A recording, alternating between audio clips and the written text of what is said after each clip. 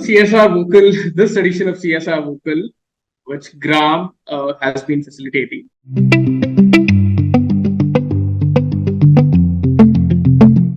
Would also like to understand, like, I'm sure that, I mean, when you talk about success is not that easy. At the same time, you must have gone through a lot of challenges also, Yes, I'm yes. sure. So please do share some of your, experiences of the challenges and what challenges you have faced during the various phases, starting from, developing a CSR project to implementation and ensuring the success of the project, and how you have been able to overcome several challenges. What was your, thoughts? Uh, I mean, how this can be, uh, of information for various other organizations who are implementing similar projects, wherein everybody is not expected to make same mistakes again. So, what can we learn from the challenges what you have faced and how you have been able to solve those things? See, talking about the challenges, see, everybody says that life is not a bed of roses, and if you do, even if you are taking a car and going out, you cannot give a guarantee that you will reach a destination at the time that you have assumed, or you will not get a traffic, you will not get a bumpy road. Speculating those things and expecting those things is a complete foolishness.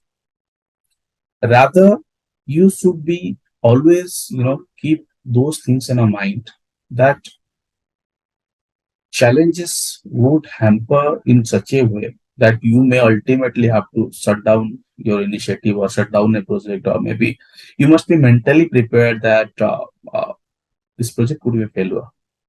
I heard from one of a CSR leader from one of the forum that whatever investment that you are doing, you must be mentally ready that at least 90% of the projects will get failed. You must be mentally prepared for it. And at least even 10% projects that you are doing, getting successful, that you can learn from your failures, and you can integrate those failures into your 10% successful, and then multiply it accordingly, slowly and steadily you can go. So talking about the challenges specifically related to projects, if I talk about every project, I believe that, see this, what I say, weather patterns and political engagement would be a tough challenge, where we have seen, different villagers and different communities, they are affiliated to different political parties. Okay. And suppose we are doing some intervention in one village, and they see that we are doing that. That means they assume that we are supporting to that particular party or that particular group. So when we go there, I mean, or they when they approach to us, they say, okay, we have been associated with you, and we do expect you to support us, and we are supporting to them. Even if we're trying to convince them, it's a holistic approach, and we will definitely come to you in due course of time, maybe after 2 months, if we have 3 months. And suppose we are trying to conduct a baseline assessment, or suppose we are trying to conduct a community meeting, it's very difficult to engage all the community at one umbrella because of this different kind of thoughts, different kind of religious practices, different kind of political engagements. So it could be okay if you are working in a semi-urban area where people are bit aware, but it is very difficult, to bring all those people who are into rural area, who personally feel black is black, white is white. There is nothing in between. Okay. If you are not supporting me, you are my enemy.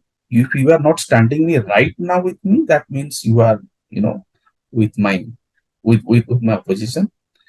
That's how they assume, that's how they presume. And the third thing is that the very, very stakeholders are very, very impatient. Very, very impatient. Even if we're trying to do that, we have a system to follow, we have a mechanism. We cannot do all the things at one go. We have to move step by step, activity by activities. No, I want this means I want this. Okay. So, for example, uh, suppose there is an irrigation issue in area. The person is wanting for, papaya. papaya farming, and he has enrolled his interest into papaya farming. We have enrolled him, and we have categorically told him that, boss, you don't have irrigation facility. How do you manage that? No, I want papaya farming. You provide me irrigation facilities. Another question is that suppose we are giving him irrigation facilities and which is costing something around 50,000 to 60,000 per person per acre.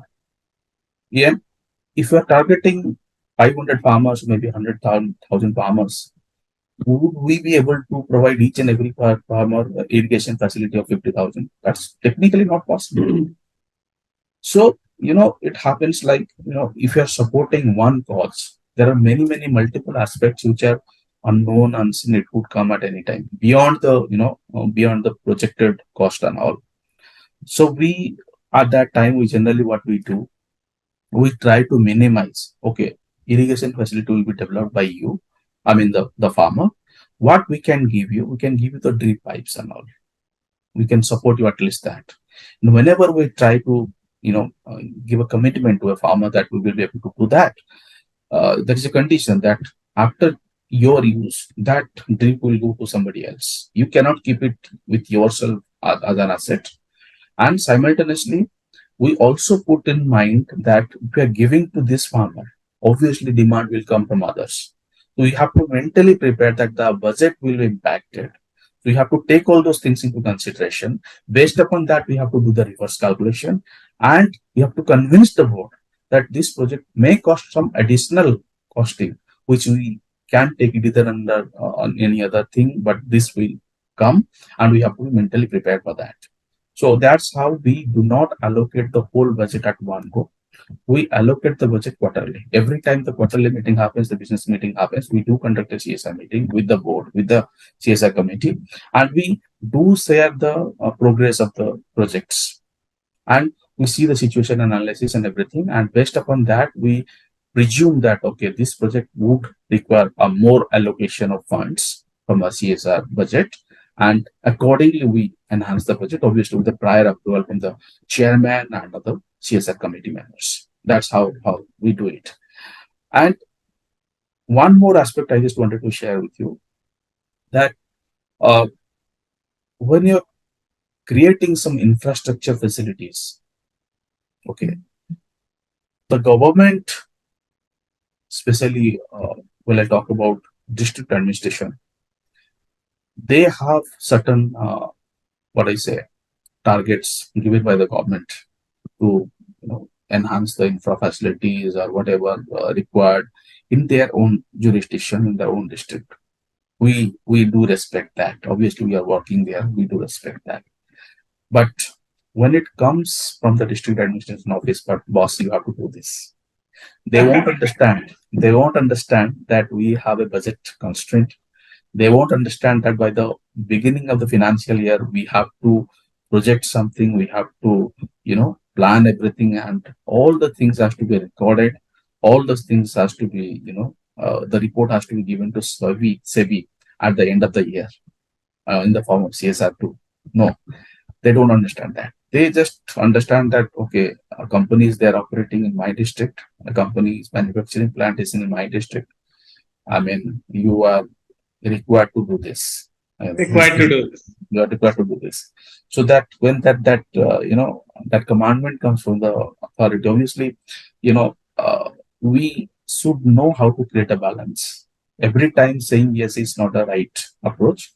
Rather, strategic no is a well balanced approach. I think every company should adopt. What happens now? Suppose we say no to some projects, some requests that we receive, and company X or company Y is saying yes. So that will become a adverse, what I say, negative impact upon our company. Rather, companies must learn that they should stick to the guidelines that has been, created by the Ministry of Corporate Affairs, and they should understand that, okay, we are not saying no, but we are not also accepting 100% of your request because of this technical constraint that we are facing. That could be one of them, it could be budget, one of them could be the MCA guidelines, one of them could be engagement related to non-business activities, value-based things. It could be anything, but it has to be in a very strategic and polite way. I have seen, people, those who are from, you know, uh, what I said, managing HR or managing IR or managing plants. They have a bigger responsibility. I mean, they just can't deny. Yeah. I understand their stand. Okay. Because you are in a certain position and government is banging you again and again. So you can't deny. But even in that position, giving a political no or maybe a strategic no in a very what I say balanced way, uh, that is required. I believe right now, because if that will not happen, if that cannot happen, I believe slowly and steadily this kind of contribution towards government initiatives or towards government demands will grow and grow, and the real essence of CSR will diminish slowly and steadily. Absolutely, Rajesh. Yeah, I was actually coming to the same point to understand the new challenges which has emerged. Earlier, CSR started with a voluntary, approach. Now, the CSR has become mandatory, and now it is becoming more, guided by government Hmm. rather than being voluntary, and then guided by the CSR committee of the respective company. I believe there is should be a shift in thought process, even at the government sector and even at the overall ecosystem in terms of addressing this challenge. I am sure the platforms, various CSR, roundtables, conclave, should be a platform for this kind of discussions and how this has to be, handled in a way. And also, the government should also be sensitized in terms of allowing the autonomy of the corporate to prevail over the directions from the respective authorities of the government in terms of implementing CSR and then providing funding and projects at the initiating at the grassroots level, I believe.